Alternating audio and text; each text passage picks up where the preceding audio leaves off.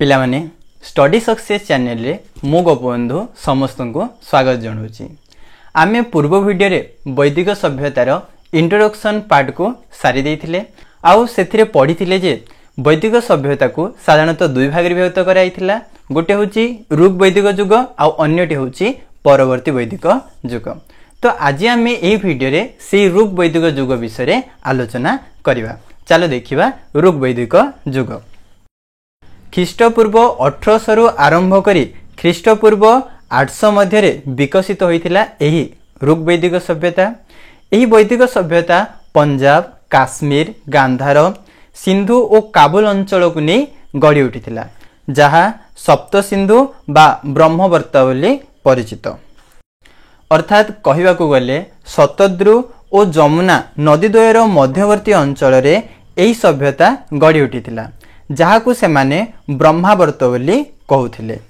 यहाँ परे 7टी नदी यथा सिंधु, बीतस्ता, चंद्रभागा, इरावती, विपाशा, शतद्रु और सरस्वती अविवाहिकार आर्य मानकर बसई स्थापन गढ़ी उठिथिला, जहा को सेमाने सप्त सिंधु बोली कहउथिले।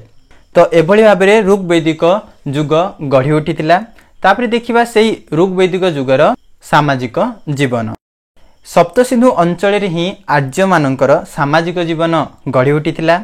आर्य मानकर सामाजिक जीवन थिला अत्यंत सरल, निरांबर एवं पवित्र। सेमाने नीतिमय जीवन यापन करने सहित परिवार सदस्य मानक सहित स्नेह ममतारे बांधी होई रहउथिले। चलो एबे आमे सेही सेमानंकर सामाजिक जीवनर पॉइंट गुड़िक विस्तृत भाव में आलोचना करिवा। प्रथम पॉइंट होची परिवार। आर्य मानकर सामाजिक जीवनर मुख्य आधार थिला परिवार। प्राथमिक अवस्था बासस्थान और चारणभूमिर संधान रे बुलुथुवा एही आर्य माने परवर्ती समय गृह निर्माण करी बसवास करने को लागिले। आर्य मानकर परिवार थिला पितृकैंद्रिक। अर्थात कहवाकू गले पिता बा घरर वयोज्येष्ठ व्यक्ति ही परिवारर मुख्य थिला। तांकू कुलप, कुलपति अथवा गृहपति बोली कहा जाउथिला।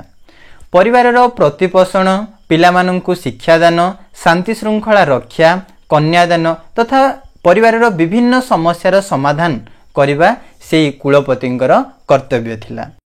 ता सहित ऋग वैदिक युगरे यौथ परिवार मध्य देखिबाकू मिलिथिला। तो एमिति हिसाब रे ऋग वैदिक युगर परिवार थिला। तापरे आमे नेक्स्ट पॉइंट देखिबा बासगृह। चलो देखिबा सेही ऋग वैदिकर अधिवासी माने तांकर घर केमती निर्माण करिथिले। आर्य माने माटी, बाउंस एवं काठरे घर गुड़िक निर्माण करुथिले। प्रत्येक घर नड़ा छपर रे आवृत होइकी रहिथिला। प्रत्येक परिवार रे अग्निशाला रहिथिला, जहा पूजा पाठ और रंधन पई व्यवहृत हेउथिला। ता सहित सेही घर गुड़िक ठारे बैठक घर मध्य रहिथिला। तापरे देखिबा वस्त्र। अर्थात कहवाकू गले आदिवैदिक युगर लोक माने केमती वस्त्र परिधान करुथिले। आर्य मानकर वस्त्र परिधान थिला अत्यंत सरल।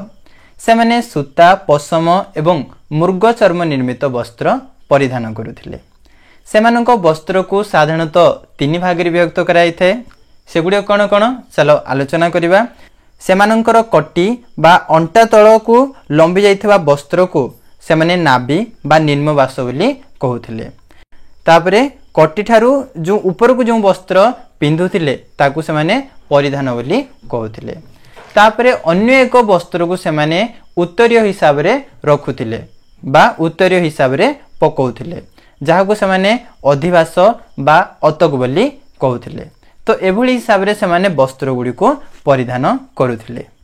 तो ये थिला आदिवैदिक युगर सामाजिक जीवनर किछिटा पॉइंट। आमे नेक्स्ट पार्ट रे यार आहुरु अन्य गुडे पॉइंट गुडी को आलोचना करिबा। जदि आपण मानकु आमो वीडियो पसंद लाउची तबे लाइक करंतु, शेयर करंतु एवं सब्सक्राइब करिया पय मध्य जमारो भूलिबेनी। धन्यवाद।